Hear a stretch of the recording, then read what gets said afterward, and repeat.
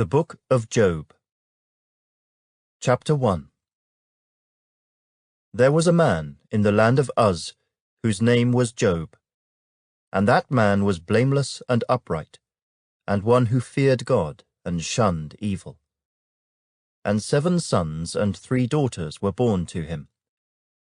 Also his possessions were 7,000 sheep, 3,000 camels, 500 yoke of oxen, 500 female donkeys, and a very large household, so that this man was the greatest of all the people of the East. And his sons would go and feast in their houses, each on his appointed day, and would send and invite their 3 sisters to eat and drink with them. So it was, when the days of feasting had run their course, that Job would send and sanctify them, and he would rise early in the morning and offer burnt offerings according to the number of them all. For Job said, "It may be that my sons have sinned and cursed God in their hearts." Thus Job did regularly. Now there was a day when the sons of God came to present themselves before the Lord, and Satan also came among them. And the Lord said to Satan, "From where do you come?" So Satan answered the Lord and said, "From going to and fro on the earth, and from walking back and forth on it." Then the Lord said to Satan, "Have you considered my servant Job, that there is none like him on the earth, a blameless and upright man, one who fears God and shuns evil?" So Satan answered the Lord and said, "Does Job fear God for nothing? Have you not made a hedge around him, around his household, and around all that he has on every side? You have blessed the work of his hands, and his possessions have increased in the land. But now, stretch out your hand and touch all that he has, and he will surely curse you to your face." And the Lord said to Satan, "Behold, all that he has is in your power. Only do not lay a hand on his person." So Satan went out from the presence of the Lord. Now there was a day when his sons and daughters were eating and drinking wine in their oldest brother's house. And a messenger came to Job and said, "The oxen were ploughing, and the donkeys feeding beside them, when the Sabaeans raided them and took them away. Indeed, they have killed the servants with the edge of the sword, and I alone have escaped to tell you." While he was still speaking, another also came and said, "The fire of God fell from heaven, and burned up the sheep and the servants, and consumed them, and I alone have escaped to tell you." While he was still speaking, another also came and said, "The Chaldeans formed 3 bands, raided the camels and took them away, yes, and killed the servants with the edge of the sword, and I alone have escaped to tell you." While he was still speaking, another also came and said, "Your sons and daughters were eating and drinking wine in their oldest brother's house, and suddenly a great wind came from across the wilderness, and struck the 4 corners of the house, and it fell on the young people, and they are dead, and I alone have escaped to tell you." Then Job arose, tore his robe, and shaved his head. And he fell to the ground and worshipped. And he said, "Naked I came from my mother's womb, and naked shall I return there. The Lord gave, and the Lord has taken away. Blessed be the name of the Lord." In all this, Job did not sin nor charge God with wrong. Chapter 2. Again, there was a day when the sons of God came to present themselves before the Lord, and Satan came also among them to present himself before the Lord. And the Lord said to Satan, "From where do you come?" Satan answered the Lord and said, from going to and fro on the earth, and from walking back and forth on it. Then the Lord said to Satan, "Have you considered my servant Job, that there is none like him on the earth, a blameless and upright man, one who fears God and shuns evil? And still he holds fast to his integrity, although you incited me against him, to destroy him without cause." So Satan answered the Lord and said, "Skin for skin? Yes, all that a man has he will give for his life. But stretch out your hand now, and touch his bone and his flesh, and he will surely curse you to your face." And the Lord said to Satan, "Behold, he is in your hand, but spare his life." So Satan went out from the presence of the Lord, and struck Job with painful boils, from the sole of his foot to the crown of his head. And he took for himself a potsherd with which to scrape himself, while he sat in the midst of the ashes. Then his wife said to him, "Do you still hold fast to your integrity?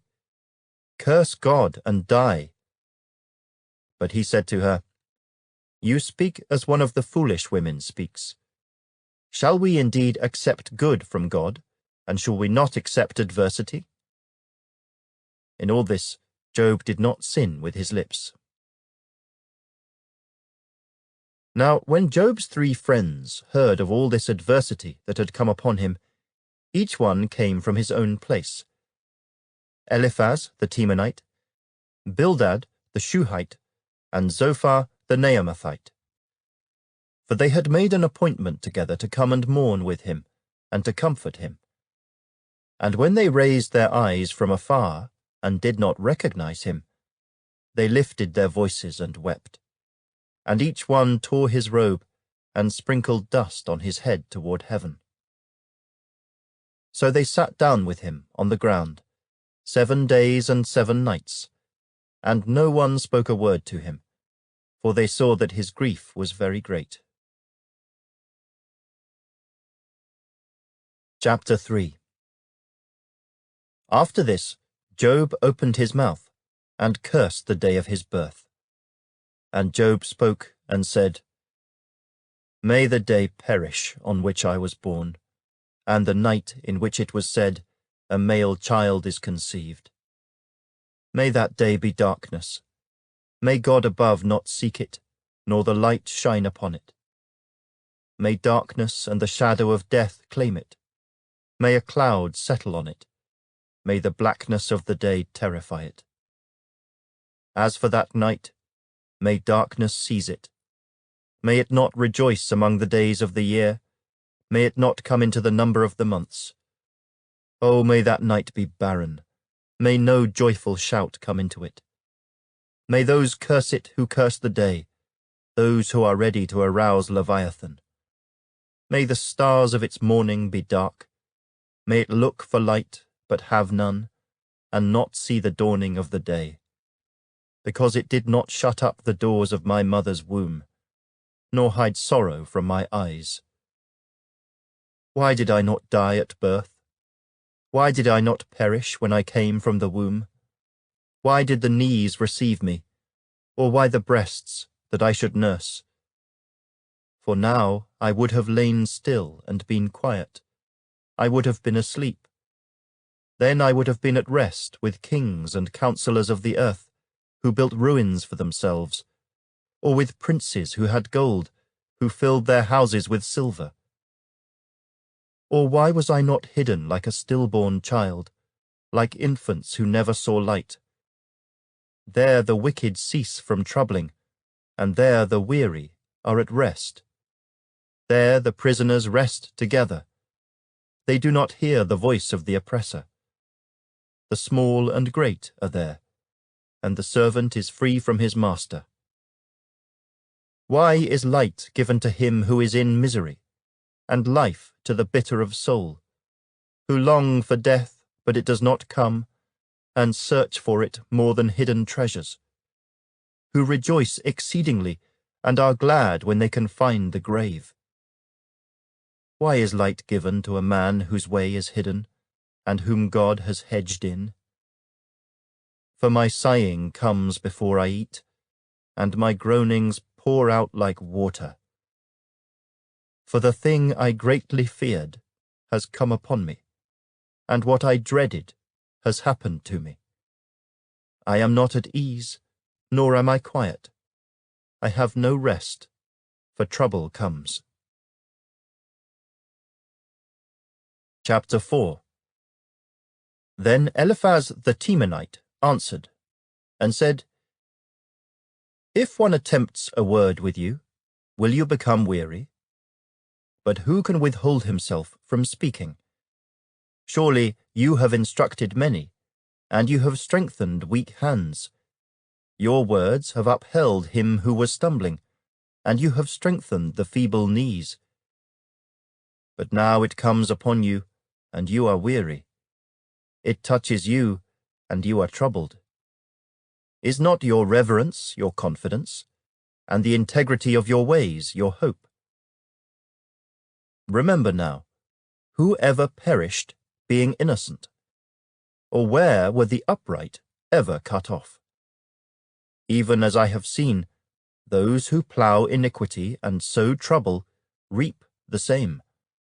By the blast of God they perish, and by the breath of his anger they are consumed. The roaring of the lion, the voice of the fierce lion, and the teeth of the young lions are broken. The old lion perishes for lack of prey, and the cubs of the lioness are scattered. Now a word was secretly brought to me, and my ear received a whisper of it. In disquieting thoughts from the visions of the night, when deep sleep falls on men, fear came upon me, and trembling, which made all my bones shake. Then a spirit passed before my face. The hair on my body stood up. It stood still, but I could not discern its appearance. A form was before my eyes. There was silence. Then I heard a voice saying, Can a mortal be more righteous than God? Can a man be more pure than his Maker? If he puts no trust in his servants, if he charges his angels with error, how much more those who dwell in houses of clay, whose foundation is in the dust, who are crushed before a moth? They are broken in pieces from morning till evening. They perish forever, with no one regarding. Does not their own excellence go away? They die, even without wisdom. Chapter 5. Call out now. Is there anyone who will answer you? And to which of the holy ones will you turn? For wrath kills a foolish man, and envy slays a simple one. I have seen the foolish taking root, but suddenly I cursed his dwelling place. His sons are far from safety. They are crushed in the gate, and there is no deliverer. Because the hungry eat up his harvest, taking it even from the thorns, and a snare snatches their substance. For affliction does not come from the dust, nor does trouble spring from the ground. Yet man is born to trouble, as the sparks fly upward. But as for me, I would seek God, and to God I would commit my cause, who does great things and unsearchable, marvelous things without number. He gives rain on the earth, and sends waters on the fields. He sets on high those who are lowly, and those who mourn are lifted to safety. He frustrates the devices of the crafty, so that their hands cannot carry out their plans. He catches the wise in their own craftiness, and the counsel of the cunning comes quickly upon them. They meet with darkness in the daytime, and grope at noontime as in the night. But he saves the needy from the sword, from the mouth of the mighty, and from their hand. So the poor have hope, and in justice shuts her mouth. Behold, happy is the man whom God corrects. Therefore do not despise the chastening of the Almighty. For he bruises, but he binds up. He wounds, but his hands make whole. He shall deliver you in 6 troubles. Yes, in 7 no evil shall touch you. In famine he shall redeem you from death, and in war from the power of the sword. You shall be hidden from the scourge of the tongue, and you shall not be afraid of destruction when it comes. You shall laugh at destruction and famine, and you shall not be afraid of the beasts of the earth. For you shall have a covenant with the stones of the field, and the beasts of the field shall be at peace with you. You shall know that your tent is in peace. You shall visit your dwelling and find nothing amiss.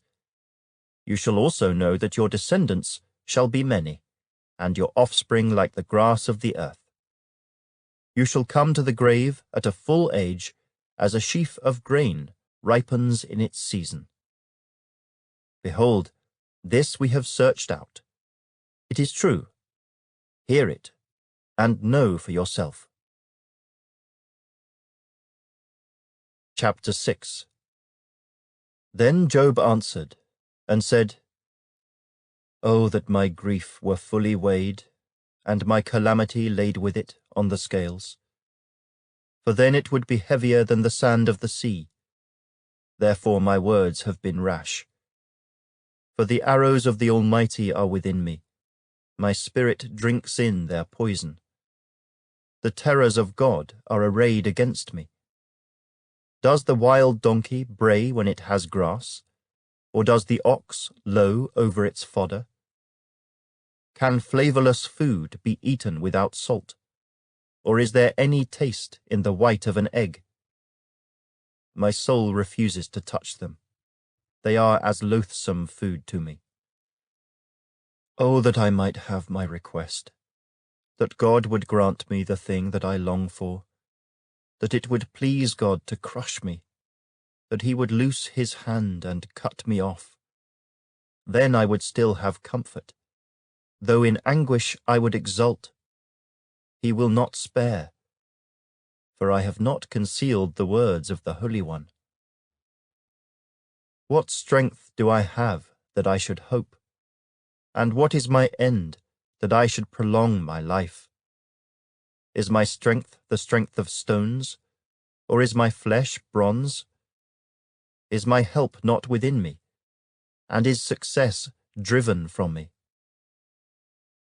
To him who is afflicted, kindness should be shown by his friend, even though he forsakes the fear of the Almighty. My brothers have dealt deceitfully like a brook, like the streams of the brooks that pass away, which are dark because of the ice, and into which the snow vanishes.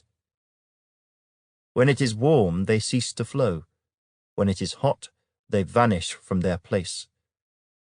The paths of their way turn aside. They go nowhere and perish. The caravans of Tema look. The travellers of Sheba hope for them. They are disappointed because they were confident. They come there and are confused. For now you are nothing. You see terror and are afraid. Did I ever say, bring something to me? Or, offer a bribe for me from your wealth? Or, deliver me from the enemy's hand? Or, redeem me from the hand of oppressors? Teach me, and I will hold my tongue. Cause me to understand wherein I have erred. How forceful are right words! But what does your arguing prove? Do you intend to rebuke my words, and the speeches of a desperate one which are as wind? Yes, you overwhelm the fatherless, and you undermine your friend. Now therefore, be pleased to look at me, for I would never lie to your face. Yield now, let there be no injustice. Yes, concede, my righteousness still stands. Is there injustice on my tongue? Cannot my taste discern the unsavory. Chapter 7. Is there not a time of hard service for man on earth? Are not his days also like the days of a hired man? Like a servant who earnestly desires the shade, and like a hired man who eagerly looks for his wages, so I have been allotted months of futility, and wearisome nights have been appointed to me. When I lie down, I say, when shall I arise, and the night be ended? For I have had my fill of tossing till dawn. My flesh is caked with worms and dust. My skin is cracked and breaks out afresh. My days are swifter than a weaver's shuttle, and are spent without hope. Oh, remember that my life is a breath. My eye will never again see good. The eye of him who sees me will see me no more. While your eyes are upon me, I shall no longer be. As the cloud disappears and vanishes away, so he who goes down to the grave does not come up. He shall never return to his house, nor shall his place know him any more. Therefore I will not restrain my mouth. I will speak in the anguish of my spirit. I will complain in the bitterness of my soul. Am I a sea or a sea serpent that you set a guard over me? When I say, my bed will comfort me, my couch will ease my complaint, then you scare me with dreams and terrify me with visions, so that my soul chooses strangling and death rather than my body. I loathe my life. I would not live forever. Let me alone, for my days are but a breath. What is man, that you should exalt him, that you should set your heart on him, that you should visit him every morning, and test him every moment? How long? Will you not look away from me, and let me alone till I swallow my saliva? Have I sinned?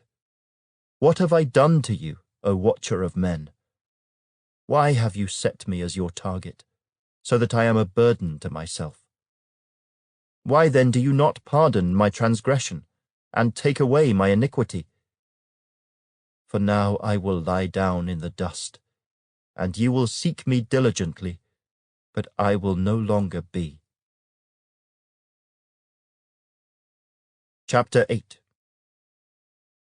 Then Bildad the Shuhite answered and said, How long will you speak these things, and the words of your mouth be like a strong wind? Does God subvert judgment, or does the Almighty pervert justice? If your sons have sinned against him, he has cast them away for their transgression. If you would earnestly seek God, and make your supplication to the Almighty, if you are pure and upright, surely now he would awake for you, and prosper your rightful dwelling place. Though your beginning was small, yet your latter end would increase abundantly.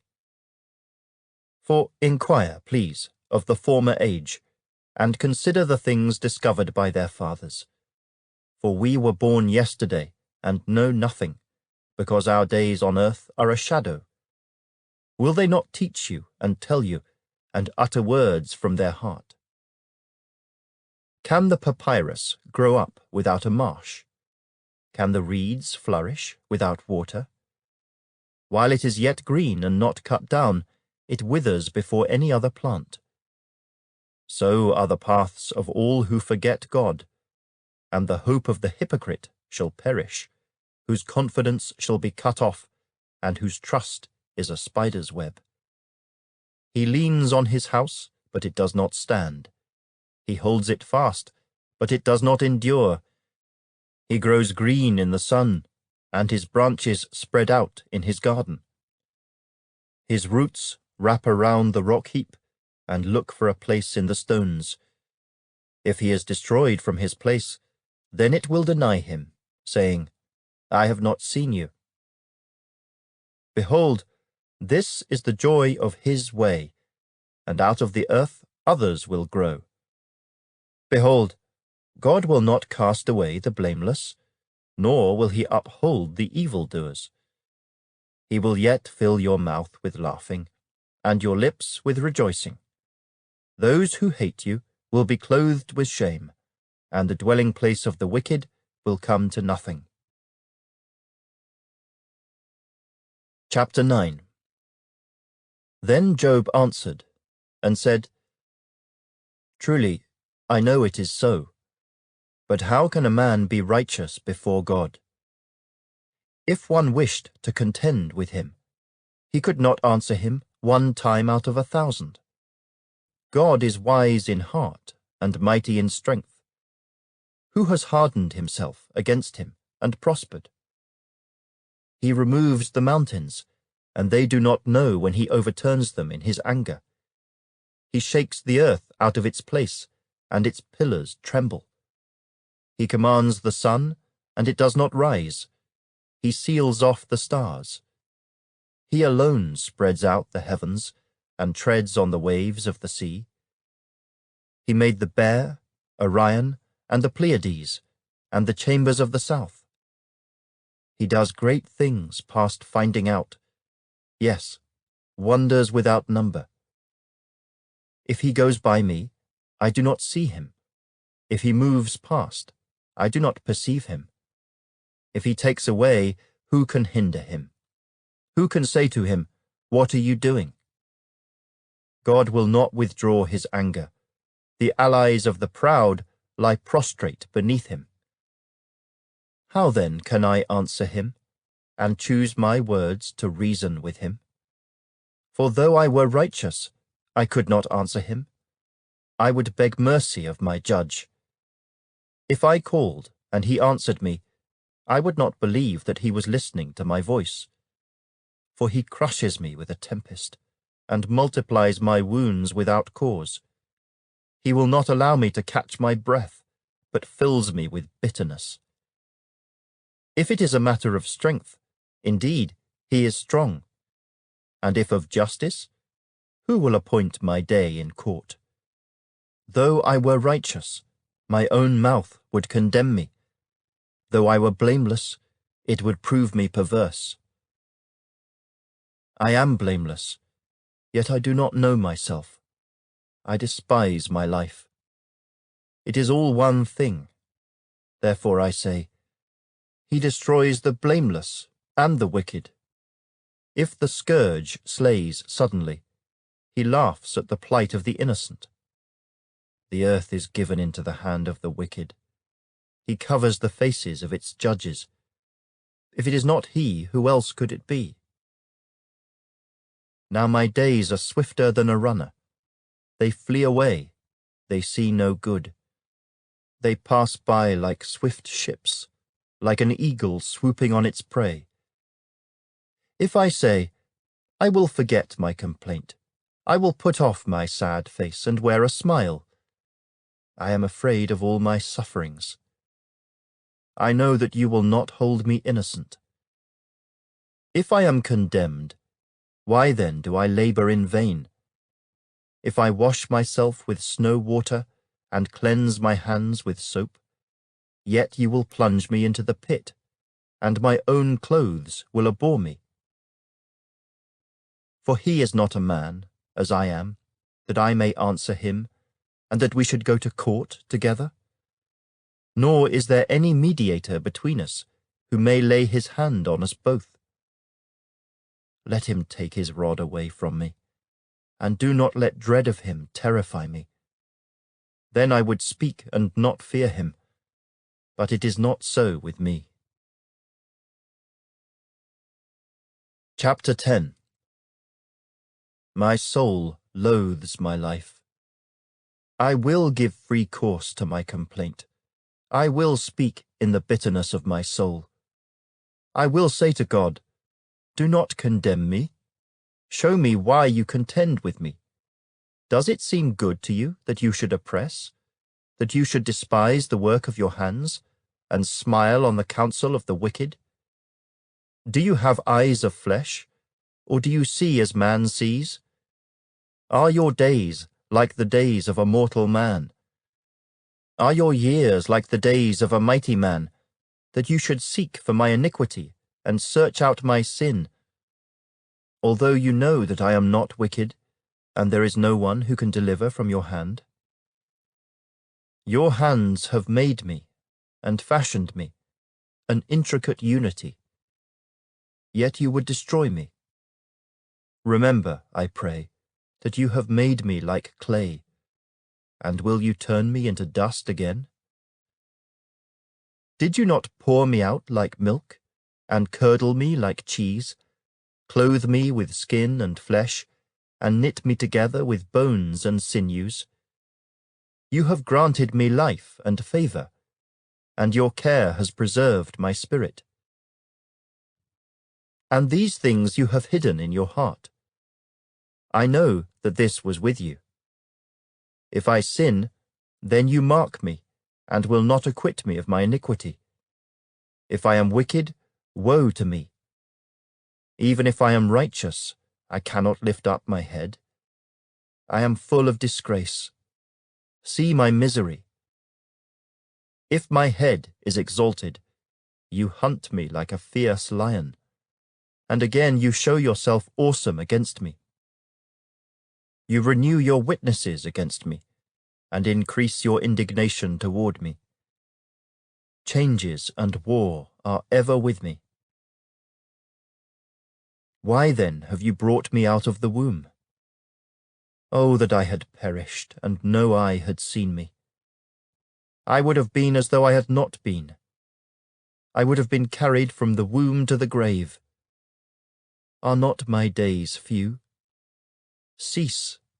Leave me alone, that I may take a little comfort, before I go to the place from which I shall not return, to the land of darkness and the shadow of death, a land as dark as darkness itself, as the shadow of death, without any order, where even the light is like darkness. Chapter 11. Then Zophar the Naamathite answered, and said, Should not the multitude of words be answered? And should a man full of talk be vindicated? Should your empty talk make men hold their peace? And when you mock, should no one rebuke you? For you have said, My doctrine is pure, and I am clean in your eyes. But oh, that God would speak and open his lips against you, that he would show you the secrets of wisdom, for they would double your prudence. Know therefore that God exacts from you less than your iniquity deserves. Can you search out the deep things of God? Can you find out the limits of the Almighty? They are higher than heaven. What can you do? Deeper than Sheol. What can you know? Their measure is longer than the earth, and broader than the sea. If he passes by, imprisons and gathers to judgment, then who can hinder him? For he knows deceitful men. He sees wickedness also. Will he not then consider it? For an empty-headed man will be wise, when a wild donkey's colt is born a man. If you would prepare your heart, and stretch out your hands toward him, if iniquity were in your hand and you put it far away, and would not let wickedness dwell in your tents, then surely you could lift up your face without spot. Yes, you could be steadfast and not fear, because you would forget your misery and remember it as waters that have passed away, and your life would be brighter than noonday. Though you were dark, you would be like the morning, and you would be secure because there is hope. Yes, you would dig around you and take your rest in safety. You would also lie down, and no one would make you afraid. Yes, many would court your favor. But the eyes of the wicked will fail, and they shall not escape, and their hope, loss of life. Chapter 12. Then Job answered and said, No doubt you are the people and wisdom will die with you. But I have understanding as well as you. I am not inferior to you. Indeed, who does not know such things as these? I am one mocked by his friends, who called on God, and he answered him, the just and blameless who is ridiculed. A lamp is despised in the thought of one who is at ease. It is made ready for those whose feet slip. The tents of robbers prosper, and those who provoke God are secure in what God provides by his hand. But now ask the beasts, and they will teach you, and the birds of the air, and they will tell you. Or speak to the earth, and it will teach you, and the fish of the sea will explain to you. Who among all these does not know that the hand of the Lord has done this? In whose hand is the life of every living thing, and the breath of all mankind? Does not the ear test words, and the mouth taste its food? Wisdom is with aged men, and with length of days, understanding. With him are wisdom and strength. He has counsel and understanding. If he breaks a thing down, it cannot be rebuilt. If he imprisons a man, there can be no release. If he withholds the waters, they dry up. If he sends them out, they overwhelm the earth. With him are strength and prudence. The deceived and the deceiver are his. He leads counselors away plundered, and makes fools of the judges. He loosens the bonds of kings, and binds their waist with a belt. He leads princes away plundered, and overthrows the mighty. He deprives the trusted ones of speech, and takes away the discernment of the elders. He pours contempt on princes, and disarms the mighty. He uncovers deep things out of darkness, and brings the shadow of death to light. He makes nations great, and destroys them. He enlarges nations, and guides them. He takes away the understanding of the chiefs of the people of the earth, and makes them wander in a pathless wilderness. They grope in the dark without light, and he makes them stagger like a drunken man. Chapter 13. Behold, my eye has seen all this, my ear has heard and understood it. What you know, I also know. I am not inferior to you. But I would speak to the Almighty, and I desire to reason with God. But you forgers of lies, you are all worthless physicians. Oh, that you would be silent, and it would be your wisdom. Now hear my reasoning, and heed the pleading of my lips. Will you speak wickedly for God, and talk deceitfully for him? Will you show partiality for him? Will you contend for God? Will it be well when he searches you out? Or can you mock him as one mocks a man? He will surely rebuke you, if you secretly show partiality. Will not his excellence make you afraid, and the dread of him fall upon you? Your platitudes are proverbs of ashes. Your defenses are defenses of clay. Hold your peace with me, and let me speak. Then let come on me what may. Why do I take my flesh in my teeth, and put my life in my hands? Though he slay me, yet will I trust him.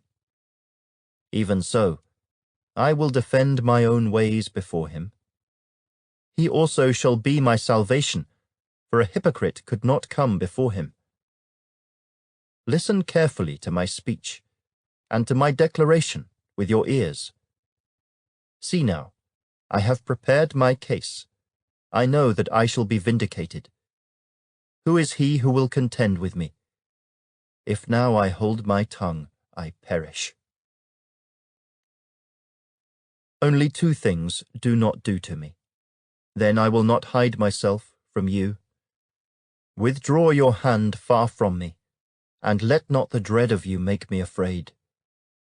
Then call, and I will answer. Or let me speak, then you respond to me. How many are my iniquities and sins? Make me know my transgression and my sin.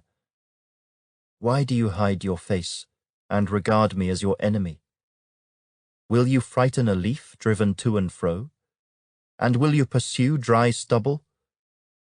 For you write bitter things against me, and make me inherit the iniquities of my youth. You put my feet in the stocks, and watch closely all my paths. You set a limit for the soles of my feet. Man decays like a rotten thing, like a garment that is moth-eaten. Chapter 14. Man who is born of woman is of few days and full of trouble. He comes forth like a flower and fades away. He flees like a shadow and does not continue. And do you open your eyes on such a one, and bring me to judgment with yourself? Who can bring a clean thing out of an unclean? No one. Since his days are determined, the number of his months is with you. You have appointed his limits so that he cannot pass. Look away from him, that he may rest, till like a hired man he finishes his day. For there is hope for a tree, if it is cut down, that it will sprout again, and that its tender shoots will not cease. Though its root may grow old in the earth, and its stump may die in the ground, yet at the scent of water it will bud and bring forth branches like a plant. But man dies and is laid away. Indeed, he breathes his last, and where is he? As water disappears from the sea, and a river becomes parched and dries up, so man lies down and does not rise, till the heavens are no more. They will not awake, nor be roused from their sleep. Oh, that you would hide me in the grave, that you would conceal me until your wrath is past, that you would appoint me a set time and remember me. If a man dies, shall he live again? All the days of my hard service I will wait till my change comes. You shall call, and I will answer you. You shall desire the work of your hands. For now you number my steps, but do not watch over my sin. My transgression is sealed up in a bag, and you cover my iniquity. But as a mountain falls and crumbles away, and as a rock is moved from its place, as water wears away stones, and as torrents wash away the soil of the earth, so you destroy the hope of man. You prevail forever against him, and he passes on. You change his countenance and send him away. His sons come to honor, and he does not know it. They are brought low, and he does not perceive it. But his flesh will be in pain over it, and his soul will mourn over it. Chapter 15. Then Eliphaz the Temanite answered and said, Should a wise man answer with empty knowledge, and fill himself with the east wind? Should he reason with unprofitable talk, or by speeches with which he can do no good? Yes, you cast off fear, and restrain prayer before God. For your iniquity teaches your mouth, and you choose the tongue of the crafty. Your own mouth condemns you, and not I. Yes, your own lips testify against you. Are you the first man who was born? Or were you made before the hills? Have you heard the counsel of God? Do you limit wisdom to yourself? What do you know that we do not know? What do you understand that is not in us? Both the grey-haired and the aged are among us, much older than your father. Are the consolations of God too small for you? and the word spoken gently with you. Why does your heart carry you away, and what do your eyes wink at, that you turn your spirit against God, and let such words go out of your mouth? What is man, that he could be pure, and he who is born of a woman, that he could be righteous? If God puts no trust in his saints, and the heavens are not pure in his sight, how much less man, who is abominable and filthy, who drinks iniquity like water? I will tell you, hear me. What I have seen I will declare, what wise men have told, not hiding anything received from their fathers, to whom alone the land was given, and no alien passed among them. The wicked man writhes with pain all his days, and the number of years is hidden from the oppressor. Dreadful sounds are in his ears. In prosperity the destroyer comes upon him. He does not believe that he will return from darkness, for a sword is waiting for him. He wanders about for bread, saying, "Where is it?" He knows that a day of darkness is ready at his hand. Trouble and anguish make him afraid. They overpower him, like a king ready for battle. For he stretches out his hand against God, and acts defiantly against the Almighty, running stubbornly against him with his strong embossed shield. Though he has covered his face with his fatness, and made his waist heavy with fat, he dwells in desolate cities, in houses which no one inhabits, which are destined to become ruins. He will not be rich, nor will his wealth continue, nor will his possessions overspread the earth. He will not depart from darkness. The flame will dry out his branches, and by the breath of his mouth he will go away. Let him not trust in futile things, deceiving himself, for futility will be his reward. It will be accomplished before his time, and his branch will not be green. He will shake off his unripe grape like a vine, and cast off his blossom like an olive tree. For the company of hypocrites will be barren, and fire will consume the tents of bribery. They conceive trouble and bring forth futility. Their womb prepares deceit. Chapter 16. Then Job answered and said, I have heard many such things. Miserable comforters are you all. Shall words of wind have an end? Or what provokes you, that you answer? I also could speak as you do, if your soul were in my soul's place. I could heap up words against you and shake my head at you. But I would strengthen you with my mouth, and the comfort of my lips would relieve your grief. Though I speak, my grief is not relieved, and if I remain silent, how am I eased? But now he has worn me out. You have made desolate all my company. You have shriveled me up, and it is a witness against me. My leanness rises up against me and bears witness to my face. He tears me in his wrath and hates me. He gnashes at me with his teeth. My adversary sharpens his gaze on me. They gape at me with their mouth. They strike me reproachfully on the cheek. They gather together against me. God has delivered me to the ungodly, and turned me over to the hands of the wicked. I was at ease, but he has shattered me. He also has taken me by my neck and shaken me to pieces. He has set me up for his target.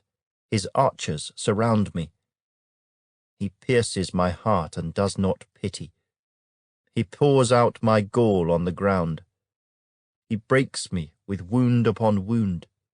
He runs at me like a warrior. I have sewn sackcloth over my skin and laid my head in the dust. My face is flushed from weeping, and on my eyelids is the shadow of death. Although no violence is in my hands, and my prayer is pure. O earth, do not cover my blood, and let my cry have no resting place. Surely even now my witness is in heaven, and my evidence is on high. My friends scorn me.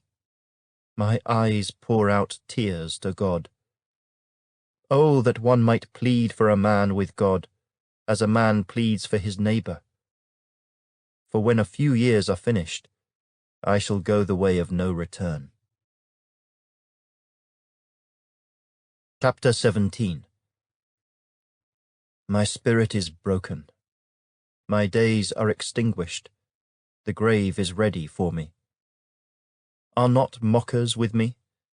And does not my eye dwell on their provocation? Now put down a pledge for me with yourself. Who is he who will shake hands with me? For you have hidden their heart from understanding. Therefore you will not exalt them. He who speaks flattery to his friends, even the eyes of his children will fail. But he has made me a byword of the people, and I have become one in whose face men spit. My eye has also grown dim because of sorrow, and all my members are like shadows. Upright men are astonished at this, and the innocent stirs himself up against the hypocrite. Yet the righteous will hold to his way, and he who has clean hands will be stronger and stronger. But please, come back again, all of you, for I shall not find one wise man among you. My days are past, my purposes are broken off, even the thoughts of my heart. They change the night into day. The light is near, they say, in the face of darkness. If I wait for the grave as my house, if I make my bed in the darkness, if I say to corruption, you are my father, and to the worm, you are my mother and my sister, where then is my hope? As for my hope, who can see it? Will they go down to the gates of Sheol? Shall we have rest together in the dust? Chapter 18. Then Bildad the Shuhite answered, and said, How long till you put an end to words? Gain understanding, and afterward we will speak. Why are we counted as beasts, and regarded as stupid in your sight? You who tear yourself in anger, shall the earth be forsaken for you? Or shall the rock be removed from its place? The light of the wicked indeed goes out, and the flame of his fire does not shine. The light is dark in his tent, and his lamp beside him is put out. The steps of his strength are shortened, and his own counsel casts him down. For he is cast into a net by his own feet, and he walks into a snare. The net takes him by the heel, and a snare lays hold of him. A noose is hidden for him on the ground, and a trap for him in the road. Terrors frighten him on every side, and drive him to his feet. His strength is starved, and destruction is ready at his side. It devours patches of his skin. The firstborn of death devours his limbs. He is uprooted from the shelter of his tent, and they parade him before the king of terrors. They dwell in his tent who are none of his. Brimstone is scattered on his dwelling. His roots are dried out below, and his branch withers above. The memory of him perishes from the earth, and he has no name among the renowned. He is driven from light into darkness, and chased out of the world. He has neither son nor posterity among his people, nor any remaining in his dwellings. Those in the west are astonished at his day, as those in the east are frightened. Surely such are the dwellings of the wicked, and this is the place of him who does not know God. Chapter 19. Then Job answered and said, How long will you torment my soul, and break me in pieces with words? These 10 times you have reproached me. You are not ashamed that you have wronged me. And if indeed I have erred, my error remains with me. If indeed you exalt yourselves against me, and plead my disgrace against me, know then that God has wronged me, and has surrounded me with his net. If I cry out concerning wrong, I am not heard. If I cry aloud, there is no justice. He has fenced up my way so that I cannot pass, and he has set darkness in my paths. He has stripped me of my glory, and taken the crown from my head. He breaks me down on every side, and I am gone. My hope he has uprooted like a tree. He has also kindled his wrath against me, and he counts me as one of his enemies. His troops come together and build up their road against me. They encamp all around my tent. He has removed my brothers far from me, and my acquaintances are completely estranged from me. My relatives have failed, and my close friends have forgotten me. Those who dwell in my house and my maidservants count me as a stranger. I am an alien in their sight. I call my servant, but he gives no answer. I beg him with my mouth. My breath is offensive to my wife, and I am repulsive to the children of my own body. Even young children despise me. I arise and they speak against me. All my close friends abhor me, and those whom I love have turned against me. My bone clings to my skin and to my flesh, and I have escaped by the skin of my teeth. Have pity on me. Have pity on me, O you my friends, for the hand of God has struck me. Why do you persecute me as God does, and are not satisfied with my flesh? Oh, that my words were written! Oh, that they were inscribed in a book! That they were engraved on a rock with an iron pen and lead forever. For I know that my Redeemer lives, and he shall stand at last on the earth. And after my skin is destroyed, this I know, that in my flesh I shall see God, whom I shall see for myself, and my eyes shall behold, and not another. How my heart yearns within me! If you should say, How shall we persecute him? Since the root of the matter is found in me, be afraid of the sword for yourselves. For wrath brings the punishment of the sword, that you may know there is a judgment. Chapter 20. Then Zophar the Naamathite answered, and said, Therefore my anxious thoughts make me answer, because of the turmoil within me. I have heard the rebuke that reproaches me, and the spirit of my understanding causes me to answer. Do you not know this of old, since man was placed on earth, that the triumphing of the wicked is short, and the joy of the hypocrite is but for a moment? Though his haughtiness mounts up to the heavens, and his head reaches to the clouds, yet he will perish forever, like his own refuse. Those who have seen him will say, Where is he?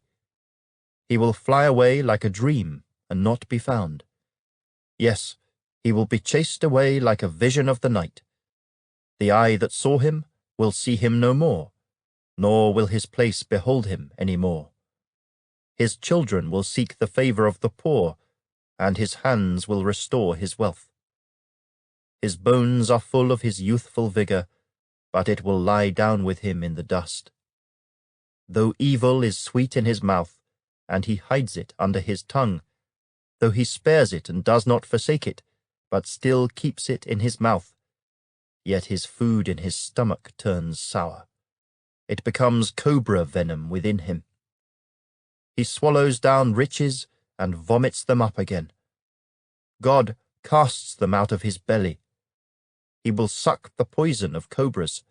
The viper's tongue will slay him. He will not see the streams, the rivers flowing with honey and cream. He will restore that for which he labored, and will not swallow it down. From the proceeds of business he will get no enjoyment, for he has oppressed and forsaken the poor. He has violently seized a house which he did not build. Because he knows no quietness in his heart, he will not save anything he desires. Nothing is left for him to eat, therefore his well-being will not last. In his self-sufficiency he will be in distress. Every hand of misery will come against him. When he is about to fill his stomach, God will cast on him the fury of his wrath, and will rain it on him while he is eating. He will flee from the iron weapon. A bronze bow will pierce him through. It is drawn and comes out of the body. Yes, the glittering point comes out of his gall. Terrors come upon him. Total darkness is reserved for his treasures. An unfanned fire will consume him. It shall go ill with him who is left in his tent. The heavens will reveal his iniquity, and the earth will rise up against him. The increase of his house will depart, and his goods will flow away in the day of his wrath. This is the portion from God for a wicked man, the heritage appointed to him by God. Chapter 21. Then Job answered and said, Listen carefully to my speech, and let this be your consolation. Bear with me, that I may speak, and after I have spoken, keep mocking. As for me, is my complaint against man? And if it were, why should I not be impatient? Look at me and be astonished. Put your hand over your mouth. Even when I remember, I am terrified, and trembling takes hold of my flesh.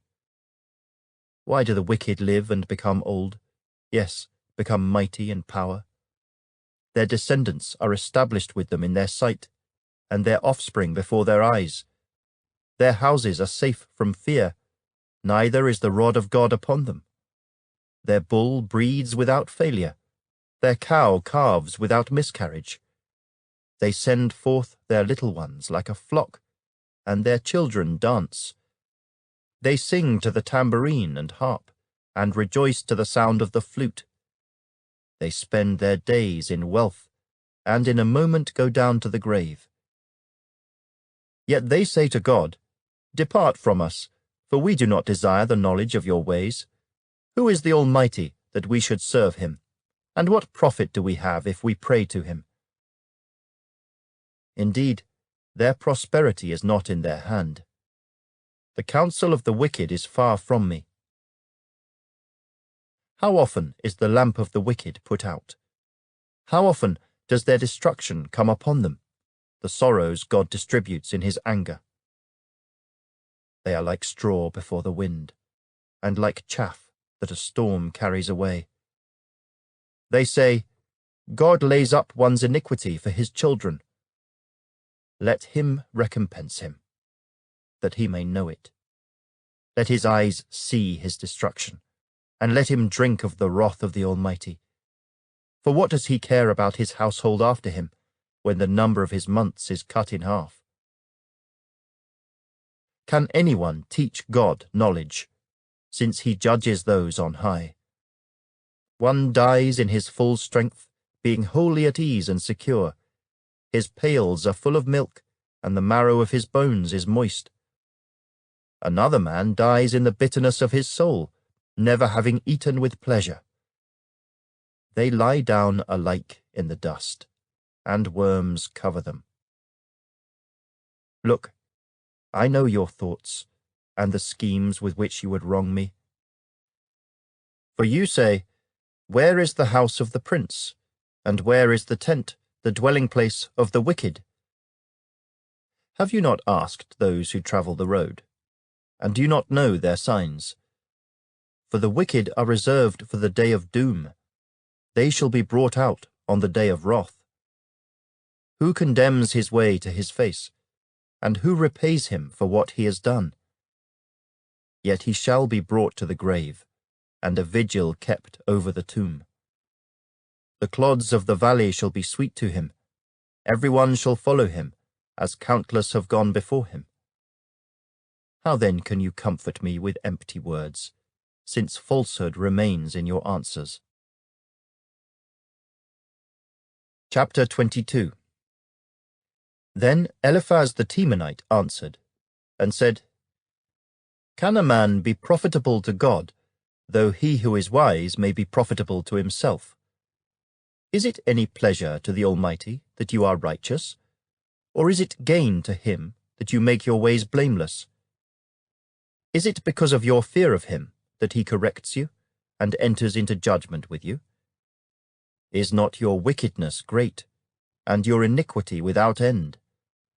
For you have taken pledges from your brother for no reason, and stripped the naked of their clothing. You have not given the weary water to drink, and you have withheld bread from the hungry. But the mighty man possessed the land, and the honorable man dwelt in it. You have sent widows away empty, and the strength of the fatherless was crushed. Therefore snares are all around you, and sudden fear troubles you, or darkness, so that you cannot see, and an abundance of water covers you. Is not God in the height of heaven? And see the highest stars, how lofty they are. And you say, What does God know? Can he judge through the deep darkness? Thick clouds cover him so that he cannot see, and he walks above the circle of heaven. Will you keep to the old way, which wicked men have trod, who were cut down before their time, whose foundations were swept away by a flood? They said to God, Depart from us. What can the Almighty do to them? Yet he filled their houses with good things. But the counsel of the wicked is far from me. The righteous see it, and are glad, and the innocent laugh at them. Surely our adversaries are cut down, and the fire consumes their remnant. Now, acquaint yourself with him, and be at peace. Thereby good will come to you. Receive, please, instruction from his mouth, and lay up his words in your heart. If you return to the Almighty, you will be built up. You will remove iniquity far from your tents. Then you will lay your gold in the dust, and the gold of Ophir among the stones of the brooks. Yes, the Almighty will be your gold and your precious silver, for then you will have your delight in the Almighty, and lift up your face to God. You will make your prayer to him, he will hear you, and you will pay your vows. You will also declare a thing, and it will be established for you. So light will shine on your ways, when they cast you down, and you say, Exaltation will come. Then he will save the humble person. He will even deliver one who is not innocent. Yes, he will be delivered by the purity of your hands. Chapter 23. Then Job answered and said, Even today my complaint is bitter. My hand is listless because of my groaning. Oh, that I knew where I might find him, that I might come to his seat. I would present my case before him, and fill my mouth with arguments. I would know the words which he would answer me, and understand what he would say to me. Would he contend with me in his great power? No, but he would take note of me. There the upright could reason with him, and I would be delivered forever from my judge.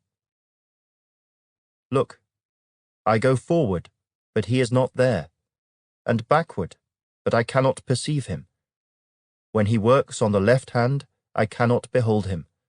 When he turns to the right hand, I cannot see him.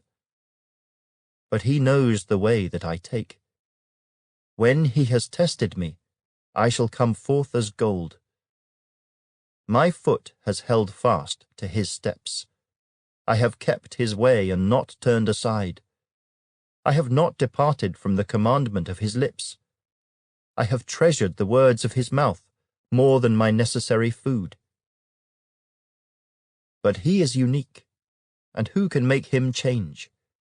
And whatever his soul desires, that he does. For he performs what is appointed for me, and many such things are with him. Therefore I am terrified at his presence. When I consider this, I am afraid of him. For God made my heart weak, and the Almighty terrifies me. Because I was not cut off from the presence of darkness, and he did not hide deep darkness from my face. Chapter 24.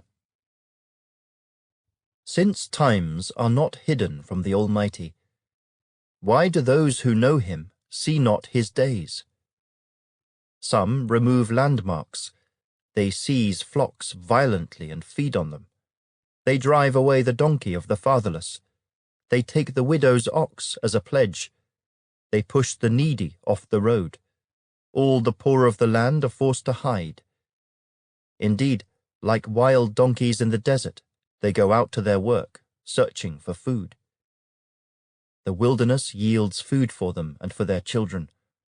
They gather their fodder in the field, and glean in the vineyard of the wicked. They spend the night naked, without clothing, and have no covering in the cold. They are wet with the showers of the mountains, and huddle around the rock for want of shelter. Some snatch the fatherless from the breast, and take a pledge from the poor. They cause the poor to go naked, without clothing, and they take away the sheaves from the hungry. They press out oil within their walls, and tread wine presses, yet suffer thirst. The dying groan in the city, and the souls of the wounded cry out. Yet God does not charge them with wrong. There are those who rebel against the light. They do not know its ways, nor abide in its paths. The murderer rises with the light. He kills the poor and needy, and in the night he is like a thief. The eye of the adulterer waits for the twilight, saying, "No eye will see me," and he disguises his face. In the dark they break into houses which they marked for themselves in the daytime. They do not know the light, for the morning is the same to them as the shadow of death. If someone recognizes them, they are in the terrors of the shadow of death. They should be swift on the face of the waters. Their portion should be cursed in the earth, so that no one would turn into the way of their vineyards. As drought and heat consume the snow waters, so the grave consumes those who have sinned. The womb should forget him. The worm should feed sweetly on him. He should be remembered no more, and wickedness should be broken like a tree. For he preys on the barren who do not bear, and does no good for the widow. But God draws the mighty away with his power. He rises up, but no man is sure of life. He gives them security, and they rely on it. Yet his eyes are on their ways. They are exalted for a little while, then they are gone. They are brought low. They are taken out of the way like all others. They dry out like the heads of grain. Now if it is not so, who will prove me a liar and make my speech worth nothing? Chapter 25. Then Bildad the Shuhite answered and said, Dominion and fear belong to him. He makes peace in his high places. Is there any number to his armies? Upon whom does his light not rise? How then can man be righteous before God? Or how can he be pure who is born of a woman? If even the moon does not shine, and the stars are not pure in his sight, how much less man, who is a maggot, and a son of man, who is a worm? Chapter 26. But Job answered and said, How have you helped him who is without power? How have you saved the arm that has no strength? How have you counseled one who has no wisdom? And how have you declared sound advice to many? To whom have you uttered words? And whose spirit came from you? The dead tremble, those under the waters and those inhabiting them. Sheol is naked before him, and destruction has no covering. He stretches out the north over empty space. He hangs the earth on nothing. He binds up the water in his thick clouds, yet the clouds are not broken under it. He covers the face of his throne and spreads his cloud over it. He drew a circular horizon on the face of the waters, at the boundary of light and darkness. The pillars of heaven tremble and are astonished at his rebuke. He stirs up the sea with his power, and by his understanding he breaks up the storm. By his spirit he adorned the heavens. His hand pierced the fleeing serpent. Indeed, these are the mere edges of his ways, and how small a whisper we hear of him. But the thunder of his power, who can understand? Chapter 27. Moreover, Job continued his discourse, and said, As God lives, who has taken away my justice, and the Almighty, who has made my soul bitter, as long as my breath is in me, and the breath of God in my nostrils, my lips will not speak wickedness, nor my tongue utter deceit. Far be it from me that I should say you are right. Till I die, I will not put away my integrity from me. My righteousness I hold fast, and will not let it go. My heart shall not reproach me as long as I live. May my enemy be like the wicked, and he who rises up against me like the unrighteous. For what is the hope of the hypocrite, though he may gain much, if God takes away his life? Will God hear his cry when trouble comes upon him? Will he delight himself in the Almighty? Will he always call on God? I will teach you about the hand of God. What is with the Almighty I will not conceal. Surely all of you have seen it. Why then do you behave with complete nonsense? This is the portion of a wicked man with God, and the heritage of oppressors, received from the Almighty. If his children are multiplied, it is for the sword, and his offspring shall not be satisfied with bread. Those who survive him shall be buried in death, and their widows shall not weep. Though he heaps up silver like dust, and piles up clothing like clay, he may pile it up, but the just will wear it, and the innocent will divide the silver. He builds his house like a moth, like a booth which a watchman makes. The rich man will lie down but not be gathered up. He opens his eyes, and he is no more. Terrors overtake him like a flood. A tempest steals him away in the night. The east wind carries him away, and he is gone. It sweeps him out of his place. It hurls against him and does not spare. He flees desperately from its power.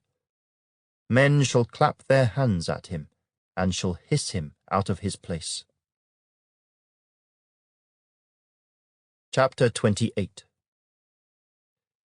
Surely there is a mine for silver, and a place where gold is refined. Iron is taken from the earth, and copper is smelted from ore. Man puts an end to darkness, and searches every recess for ore in the darkness and the shadow of death. He breaks open a shaft away from people. In places forgotten by feet, they hang far away from men. They swing to and fro. As for the earth, from it comes bread, but underneath it is turned up as by fire. Its stones are the source of sapphires, and it contains gold dust. That path no bird knows, nor has the falcon's eye seen it. The proud lions have not trodden it, nor has the fierce lion passed over it. He puts his hand on the flint. He overturns the mountains at the roots. He cuts out channels in the rocks, and his eye sees every precious thing. He dams up the streams from trickling. What is hidden, he brings forth to light. But where can wisdom be found? And where is the place of understanding? Man does not know its value, nor is it found in the land of the living. The deep says, "It is not in me," and the sea says, "It is not with me." It cannot be purchased for gold, nor can silver be weighed for its price. It cannot be valued in the gold of Ophir, in precious onyx or sapphire. Neither gold nor crystal can equal it, nor can it be exchanged for jewelry of fine gold. No mention shall be made of coral or quartz, for the price of wisdom is above rubies. The topaz of Ethiopia cannot equal it, nor can it be valued in pure gold. From where then does wisdom come? And where is the place of understanding? It is hidden from the eyes of all living, and concealed from the birds of the air. Destruction and death say, "We have heard a report about it with our ears." God understands its way, and he knows its place. For he looks to the ends of the earth, and sees under the whole heavens, to establish a weight for the wind, and apportion the waters by measure. When he made a law for the rain, and a path for the thunderbolt, then he saw wisdom, and declared it. He prepared it, indeed, he searched it out. And to man he said, "Behold, the fear of the Lord, that is wisdom, and to depart from evil is understanding." Chapter 29. Job further continued his discourse, and said, "Oh, that I were as in months past, as in the days when God watched over me, when his lamp shone upon my head, and when by his light I walked through darkness. Just as I was in the days of my prime, when the friendly counsel of God was over my tent, when the Almighty was yet with me, when my children were around me, when my steps were bathed with cream, and the rock poured out rivers of oil for me. When I went out to the gate by the city, when I took my seat in the open square, the young men saw me and hid, and the aged arose and stood. The princes refrained from talking, and put their hand on their mouth. The voice of nobles was hushed, and their tongue stuck to the roof of their mouth. When the ear heard, then it blessed me. When the eye saw, then it approved me. Because I delivered the poor who cried out, the fatherless, and the one who had no helper. The blessing of a perishing man came upon me, and I caused the widow's heart to sing for joy. I put on righteousness, and it clothed me. My justice was like a robe and a turban. I was eyes to the blind, and I was feet to the lame. I was a father to the poor, and I searched out the case that I did not know. I broke the fangs of the wicked, and plucked the victim from his teeth. Then I said, I shall die in my nest, and multiply my days as the sand. My root is spread out to the waters, and the dew lies all night on my branch. My glory is fresh within me, and my bow is renewed in my hand.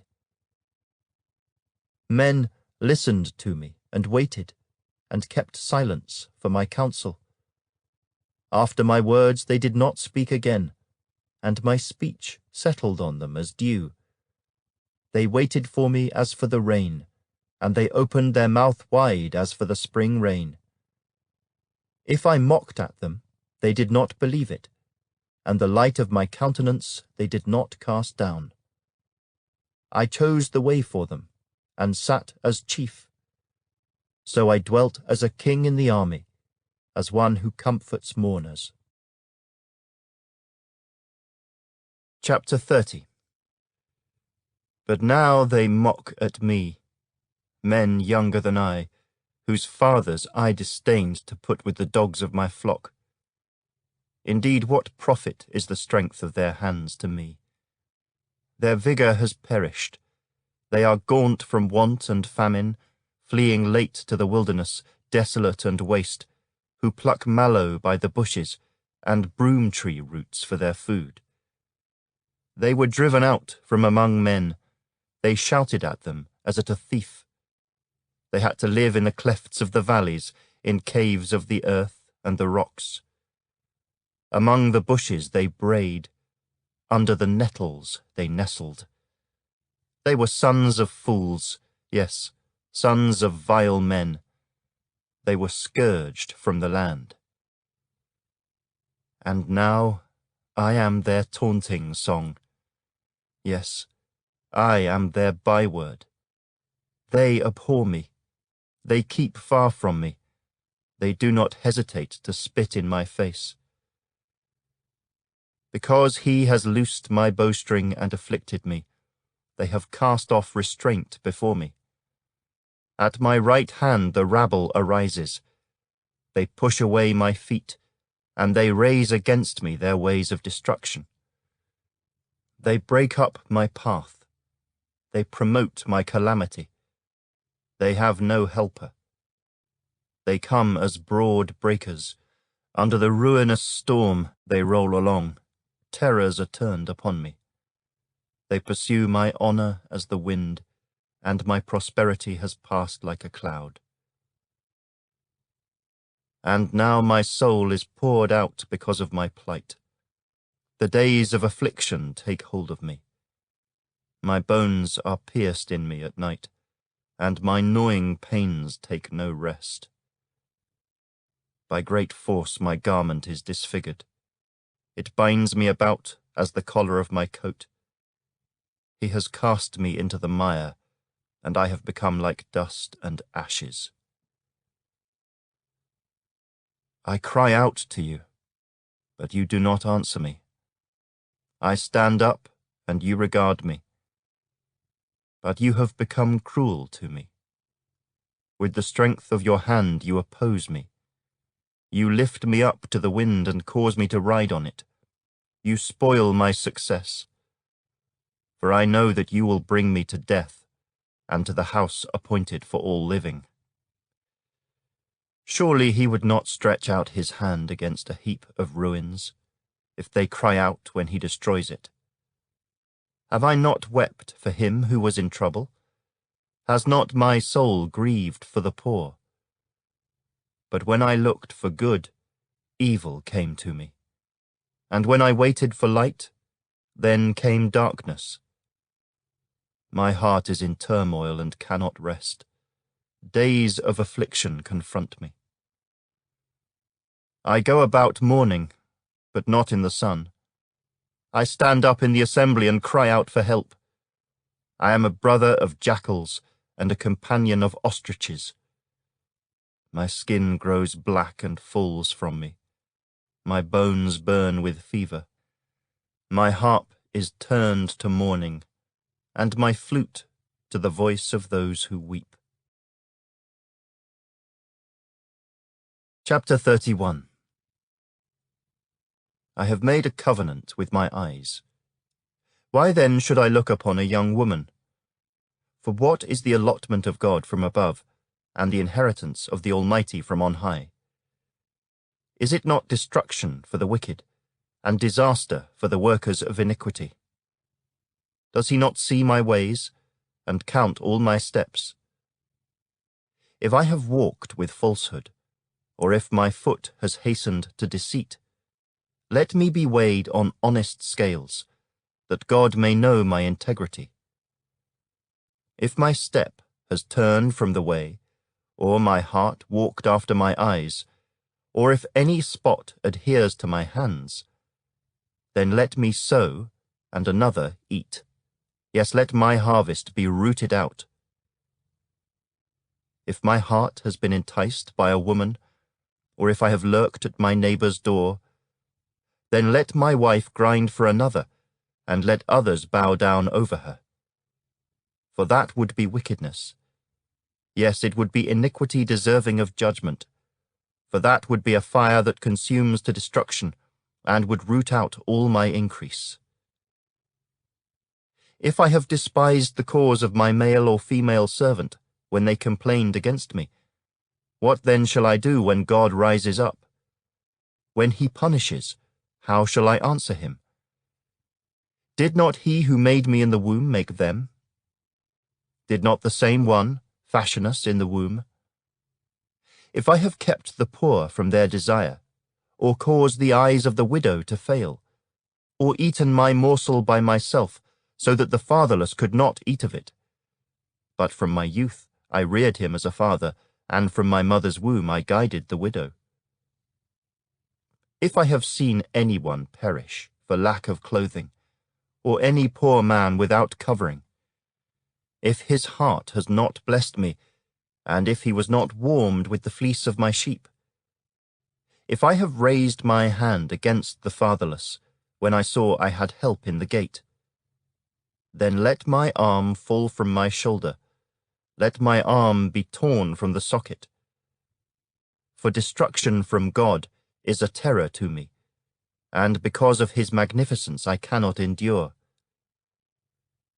If I have made gold my hope, or said to fine gold, you are my confidence, if I have rejoiced because my wealth was great, and because my hand had gained much, if I have observed the sun when it shines, or the moon moving in brightness, so that my heart has been secretly enticed, and my mouth has kissed my hand, this also would be an iniquity deserving of judgment, for I would have denied God who is above. If I have rejoiced at the destruction of him who hated me, or lifted myself up when evil found him, indeed I have not allowed my mouth to sin by asking for a curse on his soul. If the men of my tent have not said, who is there that has not been satisfied with his meat? But no sojourner had to lodge in the street, for I have opened my doors to the traveller. If I have covered my transgressions as Adam, by hiding my iniquity in my bosom, because I feared the great multitude, and dreaded the contempt of families, so that I kept silence, and did not go out of the door. Oh, that I had one to hear me. Here is my mark. Oh, that the Almighty would answer me, that my prosecutor had written a book. Surely I would carry it on my shoulder, and bind it on me like a crown. I would declare to him the number of my steps. Like a prince I would approach him. If my land cries out against me, and its furrows weep together, if I have eaten its fruit without money, or caused its owners to lose their lives, then let thistles grow instead of wheat, and weeds instead of barley. The words of Job are ended. Chapter 32. So these three men ceased answering Job, because he was righteous in his own eyes. Then the wrath of Elihu, the son of Barachel the Buzite, of the family of Ram, was aroused against Job. His wrath was aroused because he justified himself rather than God. Also against his three friends his wrath was aroused, because they had found no answer, and yet had condemned Job. Now because they were years older than he, Elihu had waited to speak to Job. When Elihu saw that there was no answer in the mouth of these three men, his wrath was aroused. So Elihu, the son of Barachel the Buzite, answered and said, I am young in years, and you are very old. Therefore I was afraid, and dared not declare my opinion to you. I said, age should speak, and multitude of years should teach wisdom. But there is a spirit in man, and the breath of the Almighty gives him understanding. Great men are not always wise, nor do the aged always understand justice. Therefore I say, listen to me. I also will declare my opinion. Indeed, I waited for your words. I listened to your reasonings while you searched out what to say. I paid close attention to you. And surely not one of you convinced Job, or answered his words, lest you say, we have found wisdom. God will vanquish him, not man. Now he has not directed his words against me, so I will not answer him with your words. They are dismayed and answer no more. Words escape them, and I have waited, because they did not speak, because they stood still and answered no more. I also will answer my part. I too will declare my opinion, for I am full of words. The spirit within me compels me. Indeed, my belly is like wine that has no vent. It is ready to burst like new wineskins. I will speak, that I may find relief. I must open my lips and answer. Let me not, I pray, show partiality to anyone, nor let me flatter any man. For I do not know how to flatter, else my Maker would soon take me away. Chapter 33. But please, Job, hear my speech, and listen to all my words. Now I open my mouth. My tongue speaks in my mouth, my words come from my upright heart. My lips utter pure knowledge. The Spirit of God has made me, and the breath of the Almighty gives me life.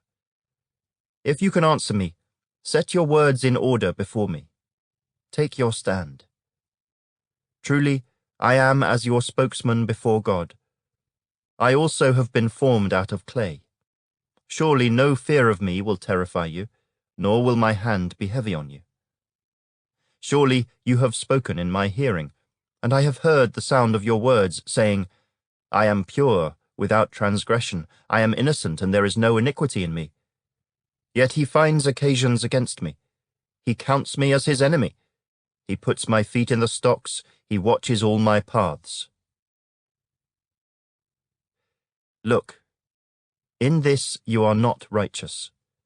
I will answer you, for God is greater than man.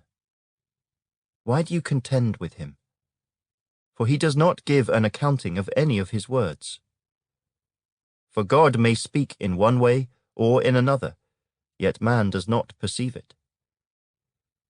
In a dream, in a vision of the night, when deep sleep falls upon men, while slumbering on their beds, then he opens the ears of men, and seals their instruction.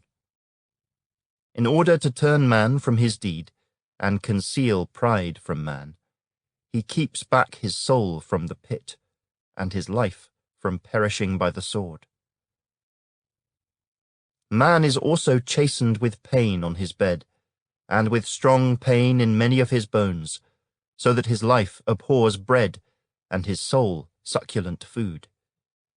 His flesh wastes away from sight, and his bones stick out which once were not seen. Yes, his soul draws near the pit, and his life to the executioners. If there is a messenger for him, a mediator, one among 1,000, to show man his uprightness, then he is gracious to him, and says, Deliver him from going down to the pit. I have found a ransom. His flesh shall be young like a child's. He shall return to the days of his youth. He shall pray to God, and he will delight in him. He shall see his face with joy, for he restores to man his righteousness. Then he looks at men and says, I have sinned and perverted what was right, and it did not profit me. He will redeem his soul from going down to the pit, and his life shall see the light. Behold, God works all these things, twice, in fact 3 times with a man, to bring back his soul from the pit, that he may be enlightened with the light of life. Give ear, Job. Listen to me. Hold your peace, and I will speak. If you have anything to say, answer me. Speak, for I desire to justify you. If not, listen to me. Hold your peace, and I will teach you wisdom. Chapter 34. Elihu further answered, and said, Hear my words, you wise men. Give ear to me, you who have knowledge. For the ear tests words as the palate tastes food. Let us choose justice for ourselves. Let us know among ourselves what is good. For Job has said, I am righteous, but God has taken away my justice. Should I lie concerning my right? My wound is incurable, though I am without transgression. What man is like Job, who drinks scorn like water, who goes in company with the workers of iniquity, and walks with wicked men? For he has said, It profits a man nothing that he should delight in God. Therefore listen to me, you men of understanding. Far be it from God to do wickedness, and from the Almighty to commit iniquity. For he repays man according to his work, and makes man to find a reward according to his way. Surely God will never do wickedly, nor will the Almighty pervert justice. Who gave him charge over the earth, or who appointed him over the whole world? If he should set his heart on it, if he should gather to himself his spirit and his breath, all flesh would perish together, and man would return to dust. If you have understanding, hear this. Listen to the sound of my words. Should one who hates justice govern? Will you condemn him who is most just? Is it fitting to say to a king, You are worthless, and to nobles, You are wicked? Yet he is not partial to princes, nor does he regard the rich more than the poor, for they are all the work of his hands. In a moment they die, in the middle of the night. The people are shaken and pass away. The mighty are taken away without a hand. For his eyes are on the ways of man, and he sees all his steps. There is no darkness nor shadow of death where the workers of iniquity may hide themselves. For he need not further consider a man, that he should go before God in judgment. He breaks in pieces mighty men without inquiry, and sets others in their place. Therefore he knows their works. He overthrows them in the night, and they are crushed. He strikes them as wicked men in the open sight of others, because they turned back from him, and would not consider any of his ways, so that they caused the cry of the poor to come to him. For he hears the cry of the afflicted. When he gives quietness, who then can make trouble? And when he hides his face, who then can see him? Whether it is against a nation or a man alone, that the hypocrite should not reign, lest the people be ensnared. For has anyone said to God, I have borne chastening, I will offend no more? Teach me what I do not see. If I have done iniquity, I will do no more. Should he repay it according to your terms, just because you disavow it? You must choose, and not I. Therefore speak what you know. Men of understanding say to me, Wise men who listen to me, Job speaks without knowledge. His words are without wisdom. Oh, that Job were tried to the utmost, because his answers are like those of wicked men. For he adds rebellion to his sin. He claps his hands among us and multiplies his words against God. Chapter 35. Moreover, Elihu answered and said, Do you think this is right? Do you say, My righteousness is more than God's? For you say, What advantage will it be to you? What profit shall I have more than if I had sinned?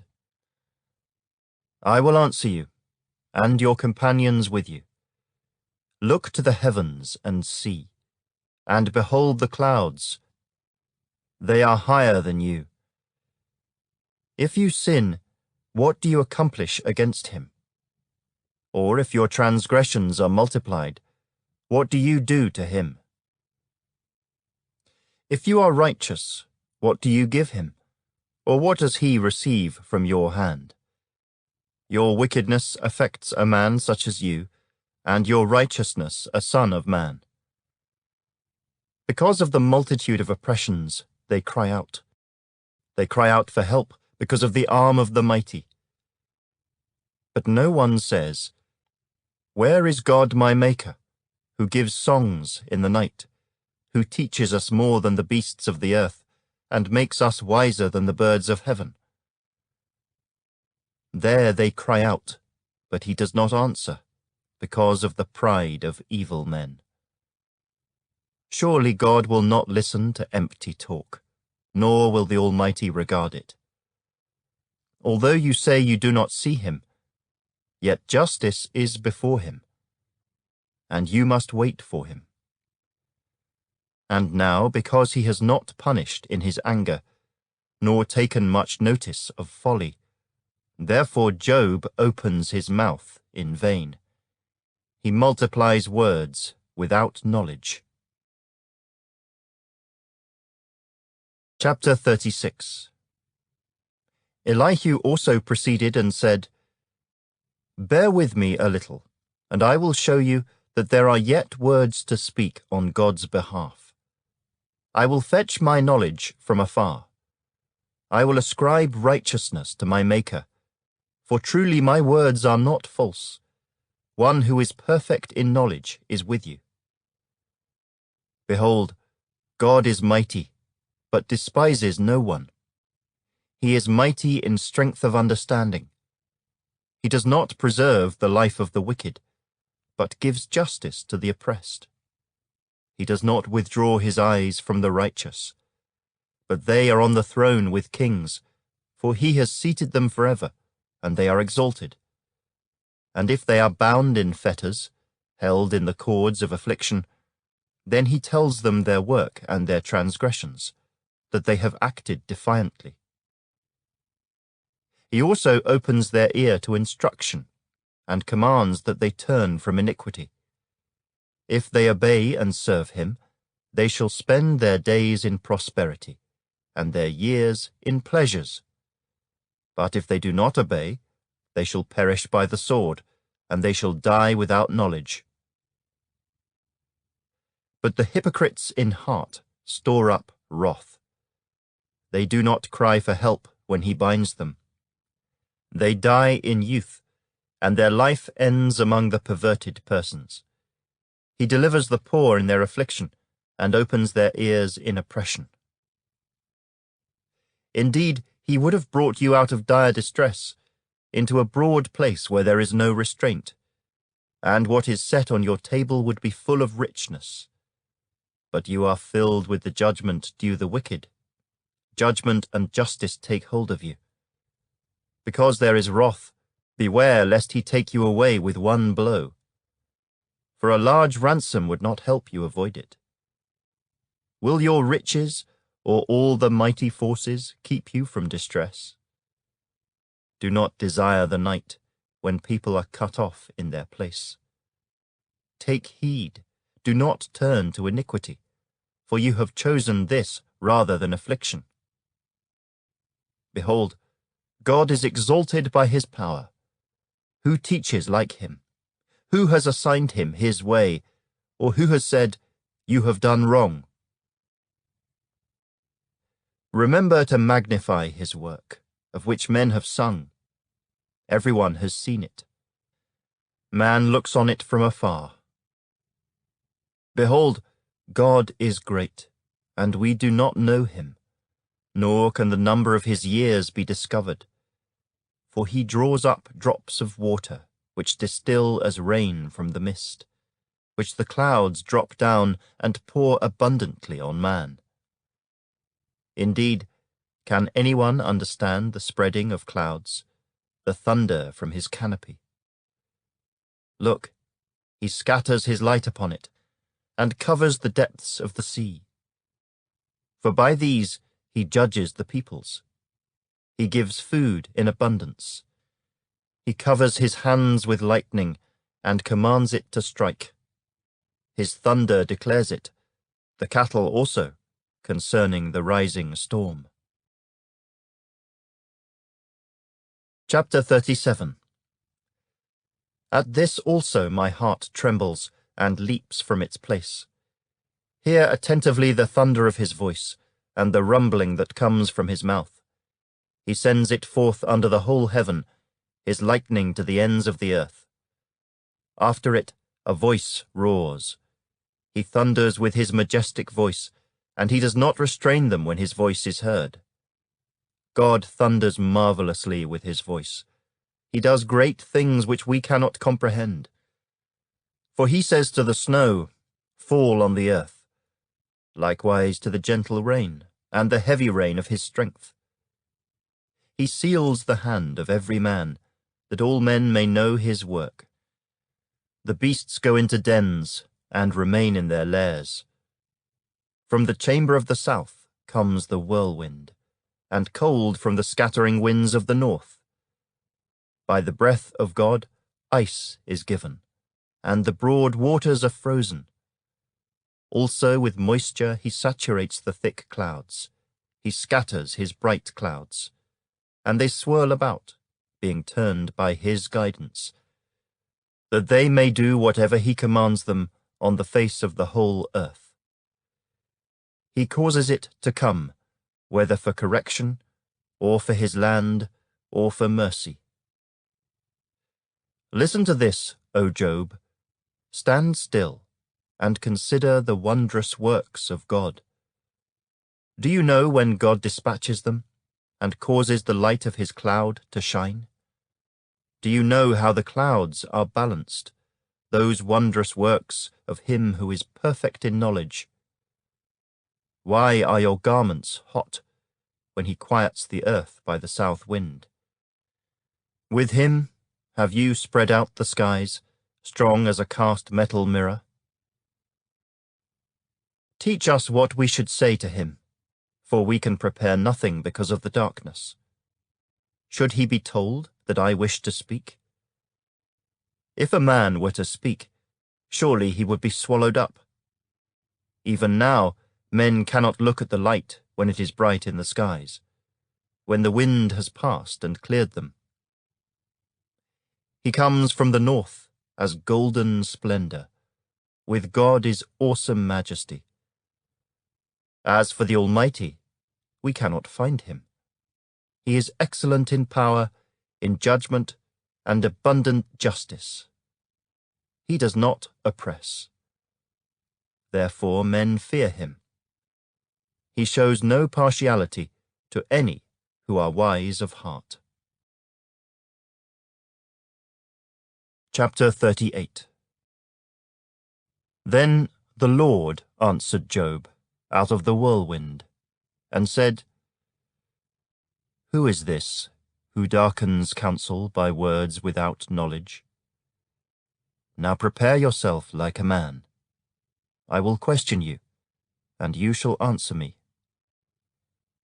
Where were you when I laid the foundations of the earth? Tell me, if you have understanding. Who determined its measurements? Surely you know. or who stretched the line upon it?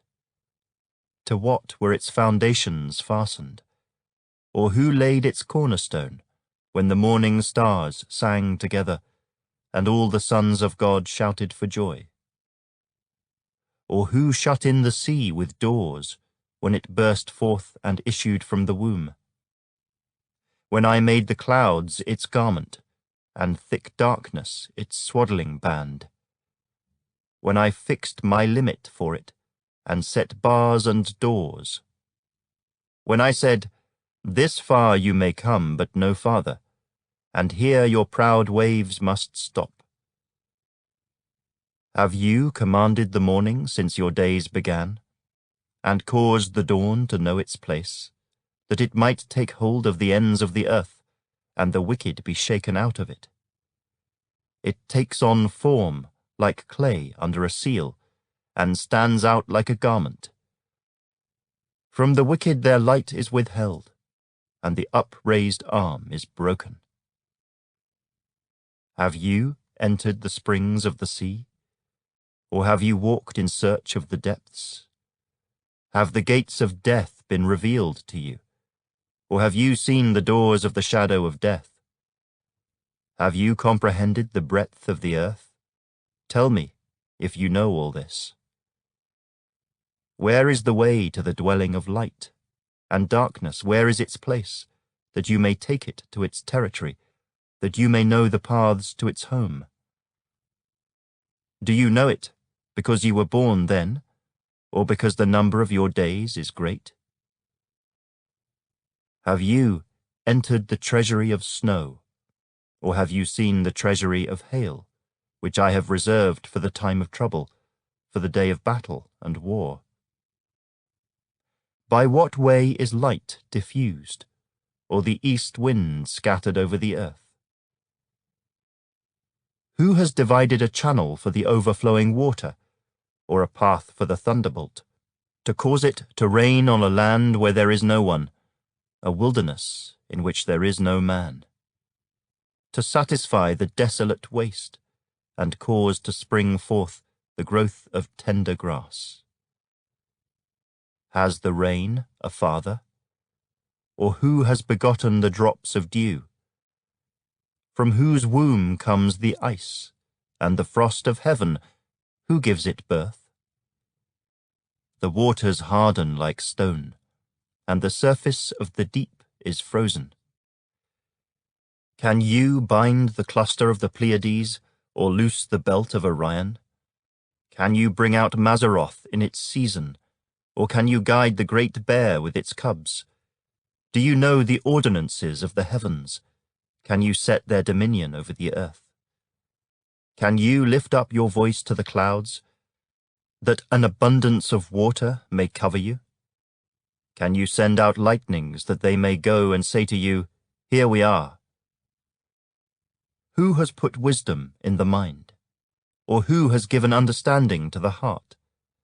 Who can number the clouds by wisdom? Or who can pour out the bottles of heaven, when the dust hardens in clumps, and the clods cling together? Can you hunt the prey for the lion, or satisfy the appetite of the young lions, when they crouch in their dens, or lurk in their lairs to lie in wait? Who provides food for the raven, when its young ones cry to God, and wander about for lack of food? Chapter 39. Do you know the time when the wild mountain goats bear young? Or can you mark when the deer gives birth? Can you number the months that they fulfill? Or do you know the time when they bear young? They bow down, they bring forth their young, they deliver their offspring. Their young ones are healthy, they grow strong with grain, they depart and do not return to them. Who set the wild donkey free? Who loosed the bonds of the onager, whose home I have made the wilderness, and the barren land his dwelling? He scorns the tumult of the city, he does not heed the shouts of the driver. The range of the mountains is his pasture, and he searches after every green thing. Will the wild ox be willing to serve you? Will he bed by your manger? Can you bind the wild ox in the furrow with ropes, or will he plough the valleys behind you? Will you trust him because his strength is great, or will you leave your labor to him? Will you trust him to bring home your grain and gather it to your threshing floor? The wings of the ostrich wave proudly, but are her wings and pinions like the kindly stork's? For she leaves her eggs on the ground and warms them in the dust. She forgets that a foot may crush them, or that a wild beast may break them. She treats her young harshly, as though they were not hers. Her labor is in vain without concern, because God deprived her of wisdom and did not endow her with understanding. When she lifts herself on high, she scorns the horse and its rider. Have you given the horse strength? Have you clothed his neck with thunder? Can you frighten him like a locust? His majestic snorting strikes terror. He paws in the valley and rejoices in his strength. He gallops into the clash of arms. He mocks at fear and is not frightened, nor does he turn back from the sword. The quiver rattles against him, the glittering spear and javelin. He devours the distance with fierceness and rage, nor does he come to a halt because the trumpet has sounded. At the blast of the trumpet he says, "Aha!" He smells the battle from afar, the thunder of captains and shouting. Does the hawk fly by your wisdom and spread its wings toward the south? Does the eagle mount up at your command and make its nest on high? On the rock it dwells and resides, on the crag of the rock and the stronghold. From there it spies out the prey. Its eyes observe from afar. Its young ones suck up blood, and where the slain are, there it is. Chapter 40. Moreover, the Lord answered Job and said, Shall the one who contends with the Almighty correct him? He who rebukes God, let him answer it. Then Job answered the Lord and said, Behold, I am vile. What shall I answer you? I lay my hand over my mouth. Once I have spoken, but I will not answer.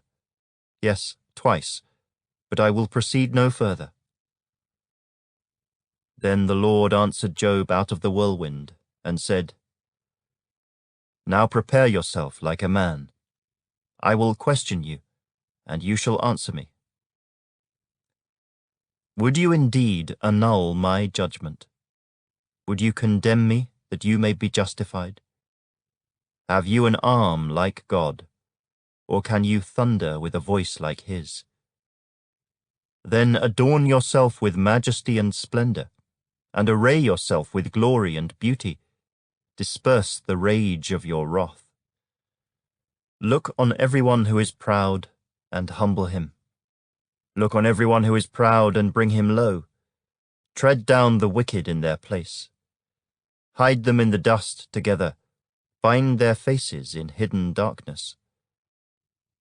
Then I will also confess to you that your own right hand can save you. Look now at the behemoth which I made along with you. He eats grass like an ox.